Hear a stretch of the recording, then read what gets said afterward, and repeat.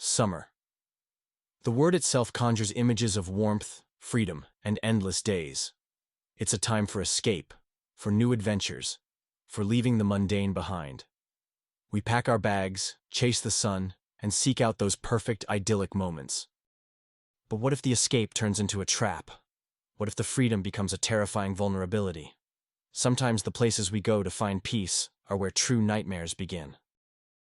Tonight, we delve into the chilling side of summer. Forget the sunshine and laughter. Prepare for the shadows that lurk just beyond the campfire glow. These are tales of holidays gone horribly wrong. Stories of summer vacations that never truly ended for those who lived them. Listen closely, and perhaps you'll think twice before booking your next getaway. It was supposed to be the ultimate digital detox. A remote cabin, deep in the national forest, no cell service, just us and nature. The air was crisp, the trees ancient, and the silence profound. Too profound, perhaps. On the second night, a faint scratching began. It sounded like branches against the window, but there was no wind. We dismissed it as an animal, a raccoon, perhaps. The scratching grew louder, more insistent, moving from the window to the door. It wasn't random. It had a rhythm, a deliberate, slow scrape. We huddled together, our laughter replaced by nervous whispers.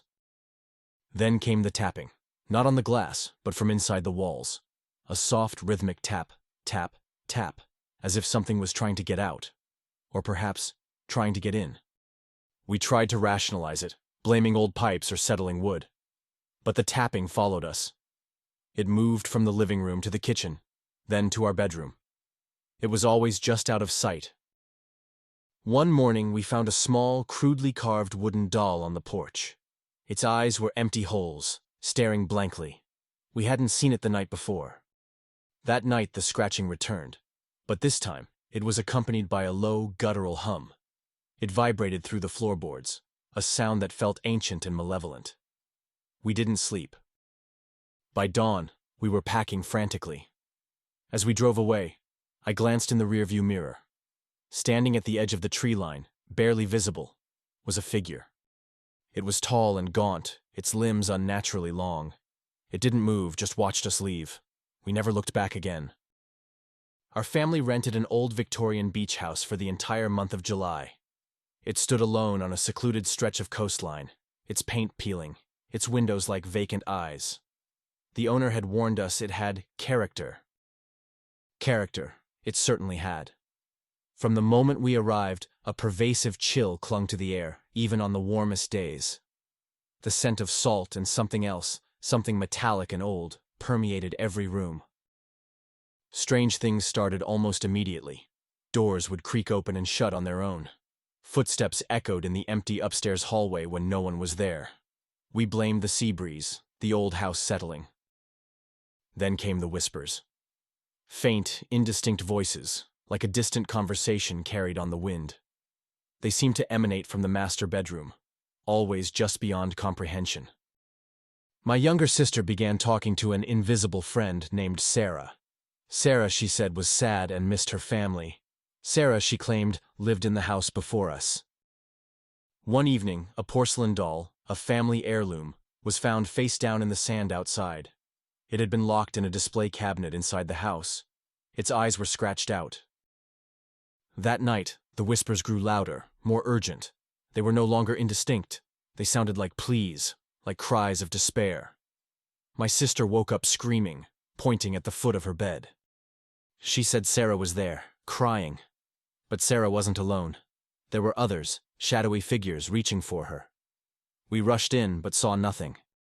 We left the next morning, abandoning our month-long rental. As we drove away, I saw a faint, pale face in the upstairs window. It wasn't my sister.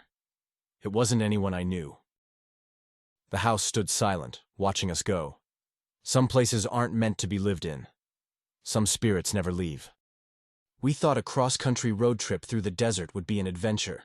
Miles of open road, vast skies, and the raw beauty of the American Southwest.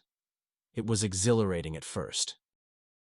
Then, the sun began to set, painting the sky in hues of orange and purple. The temperature dropped, and the silence of the desert became oppressive.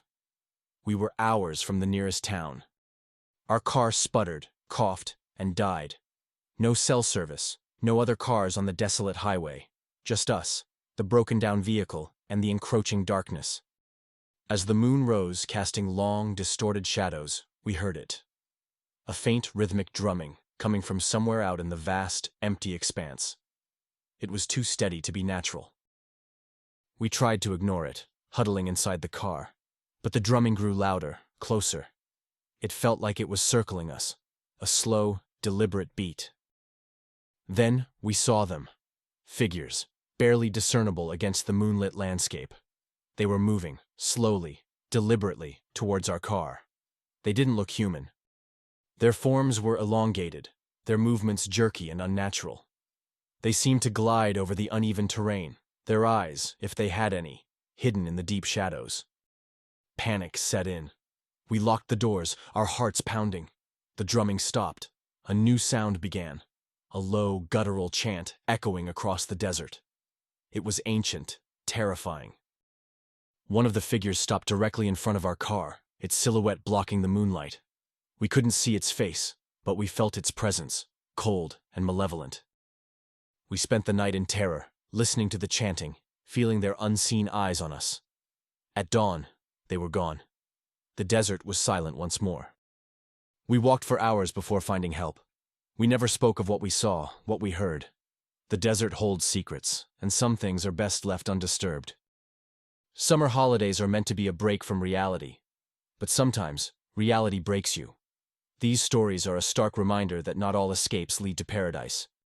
Some lead to places where the sun doesn't quite reach, where the laughter dies, and where the shadows hold more than just memories.